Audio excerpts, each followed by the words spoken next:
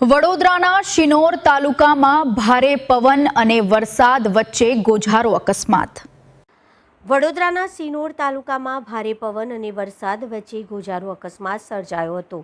કુકસથી સાદલી જવાના માર્ગ પર બાઇક સવાર દંપતી પર મહાકાય વૃક્ષ ધરાશય થવાની ઘટના બનવા પામી છે. અકસ્માતમાં બાઇક ચાલકનું ઘટના સ્થળે જ કરુણ મોત નીપજ્યું છે. કુકસ સાદલી માર્ગ પર નર્સરી નજીક દુર્ઘટના સર્જાઈ હતી. વરસાદ ચાલુ હોય કરજણનું દંપતી વૃક્ષ નીચે ઊભું હતું ત્યારે આ ઘટના બનવા પામી હતી. મૃતકની ઓળખ અંદાજિત 60 વર્ષીય મધુભાઈ વસાવા તરીકે થઈ છે. પત્ની અનસોયાબેન સાથે બાઇક પર કરજણ તરફ જઈ રહ્યા હતા. અનસોયાબેનનો આબાદ બચાવ થયો છે. દંપતી શિનોર તાલુકાના મોલ્લેથા ગામથી કરજણ તરફ જઈ રહ્યા હતા. ઘટનાની જાણ થતાં શિનોર પોલીસ તાત્કાલિક સ્થળ ઉપર પહોંચી હતી. મૃતદેહને પોસ્ટમોર્ટમ માટે મોટા ફફડિયા હોસ્પિટલ ખસેડવામાં આવ્યો છે.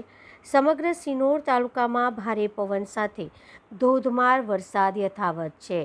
ભારે વરસાદ અને પવન વચ્ચે વૃક્ષો ધરાશાયી થવાની ઘટનાઓથી લોકોમાં ભયનો માહોલ જોવા મળ્યો છે.